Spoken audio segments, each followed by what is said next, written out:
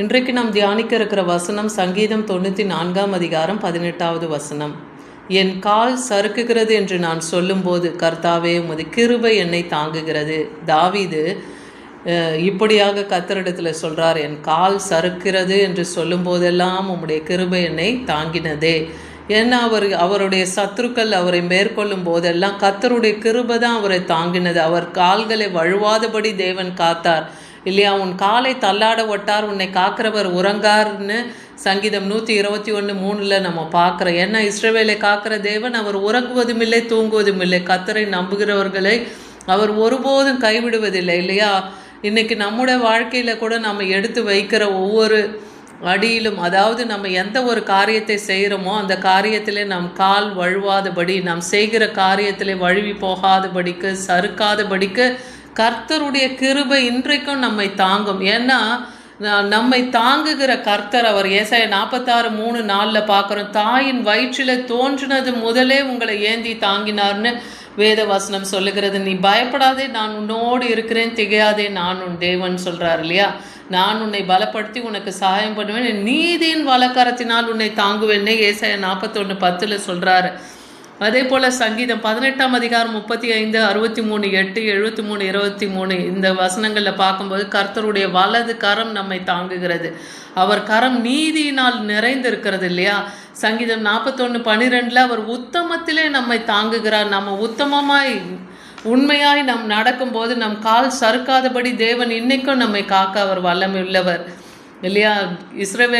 இஸ்ரவேலர்களுக்கு தேவன் நல்லவராகவே இருக்கிறார். அவரை நேசிக்கிறவர்களை, அவரிடத்துல பயபக்தியோடு இருக்கிறவர்களுக்கு, அவருடைய வார்த்தைக்கு கீழ்ப்படுகிறவர்களுக்கு, அவருடைய பரிசுத்தத்திலே நாம் இன்னைக்கும் நிலைத்திருக்கிறோமா? அப்படி இருக்கும்போது கர்த்தர் தன் பரிசுத்தவான்களின் பாதங்களை காக்கிறவராக இருக்கிறார் இல்லையா? நல்ல மனுஷனுடைய நடைகள் கர்த்தராலே உறுதிப்படும்னே சங்கீதம் 37, 23, 24 பார்க்குறோம். அவனுடைய வழியின் மேல் அவர் பிரியமாக இருக்கிறார். நல்ல மனுஷன்னே சொல்கிறார். நல்ல மனுஷன் எப்படி கர்த்தர் சொல்கிறார்? அவன் எப்படி இருப்பான்? அவன் உண்மையும் உத்தமமும் நீதியும் சன்மார்க்கமும், அதே போல் அவன் பொலிசை வாங்காமலும் பரிதானம் வாங்காமலும், குற்றமற்ற ரத்தம் சிந்துதலுக்கு உடன்படாமலும், அநியாய அக்கிரம காரியங்களுக்கு தன் செவியை கொடாமலும், அநியாயத்துக்கு அவன் விலகி நடக்கிறவனுமா இருக்கிறவன் தான், பரிசுத்தத்தை காத்து கொள்ளுகிறவன் தான், உண்மையாக இருக்கிற மனுஷனை கர்த்தர் நல்ல மனுஷன்னே சொல்கிறார். அப்படிப்பட்டவர்களுடைய நடையை கர்த்தர் உறுதிப்படுத்துகிறாராம். அவர்களுடைய வழிகள், அவர்கள் என்ன வழி எடுத்து அவங்க போகிறார்களோ அந்த வழியிலே கர்த்தர் பிரியமாக இருக்கிறார். ஏன்னா அவர்கள் அந்த வழி விட்டு விலகாத இருப்பாங்க. ஏன்னா கர்த்தருடைய வழியை அவங்க பின்பற்றி வராங்கன்னா அதில் தேவன் பிரியமாக இருக்கிறார். அவன் விழுந்தாலும் தள்ளுண்டு போவதில்லை, கர்த்தர் தமது கையினாலே தாங்குகிறார். அதான் அவருடைய கையினாலே நம்மளை தாங்குகிறவராக இருக்கிறார். நாம் விழுந்து போகாதபடி தேவன் அவரது வல கரத்திலிருந்து நம்மை தூக்குகிறார் இல்லையா? படுகுழியிலும் உளையான சேற்றிலிருந்தும் என்னை தூக்கினீரேன்னு தாவீது சொல்லுகிறத கூட நம்ம பார்க்குறோம். சங்கீதம் 119, 116, 17 வசனத்தில் பாருங்கள். நான் பிழைத்திருப்பதற்கு உமது வார்த்தை என்னை ஆதரித்தரலாம், வார்த்தையின்படி என்னை ஆதரித்தரலாம். அப்போ நம்முடைய கால் வழுவாதபடிக்கு, நம் கால் சறுக்காதபடிக்கு கர்த்தருடைய வார்த்தை நம்மை ஆதரிக்கும். என் நம்பிக்கை விருதாவாய் போகாதபடி என்னை வெட்கத்துக்கு உட்படுத்தாதையும். கர்த்தர் மேலே நம் நம்பிக்கை வைக்கும்போது கர்த்தர் ஒருபோதும் நம்மை வெட்கமடைய விடமாட்டார் இல்லையா? என்னை ஆதரித்தரலோன்னு தாவீது அன்னைக்கு சொல்கிறார். ரட்சிக்கப்பட்டு எக்காலமும் உடைய பிரமாணங்கள் மேல் நான் நோக்கமாக இருக்கேனே, அதனால என்னை ஆதரித்தருளும். கர்த்தருடைய பிரமாணங்களுக்கு கீழ்ப்பட்டவர்களாய், அவருடைய கட்டளை கற்பனைகள் எது சொல்லி நம்ம வசனத்தை கொடுத்து நம்மளை ஆதரிக்கிறார், எப்படி நம்ம நடக்கணும்ன்ட்டு நம்ம மேல் கண் வைத்து நமக்கு ஆலோசனை சொல்லுகிறார். அந்தபடி நாம் நடக்கும்போது நம் கால் ஒருபோதும் சறுக்காது. கர்த்தர் நம்மை அவருடைய கிருபையினாலே தாங்க வல்லமையுள்ளவர். சங்கீதம் 38:16 பார்க்குறோம். என் நிமித்தம் அவர்கள் சந்தோஷப்படாதபடிக்கு. அப்படின்னா என்ன அர்த்தம்? சத்துருக்களோ, நம்மை பகைக்கிறவர்களோ, நமக்கு விரோதமாக எழும்புகிறவர்களோ என் நிமித்தம் அவங்க என் கால் சறுக்குதுன்னு சொல்லும்போது அவங்க சந்தோஷப்படக்கூடாதுப்பா.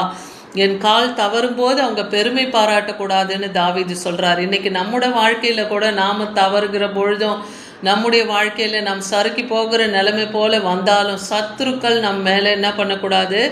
சந்தோஷப்படக்கூடாது, அவங்க பெருமை பாராட்டக்கூடாது. ஏன்னா கர்த்தர் நம்மோடு இருக்கிறார். நம்மை அவர் ஒருபோதும் வழுவாதபடிக்கு நம் நடைகளை வழிகளையும் அவர் ஸ்திரப்படுத்துகிறவர்னு சங்கீதம் 17:5 சொல்லப்பட்டது போல நம்மை அவர் காப்பார்.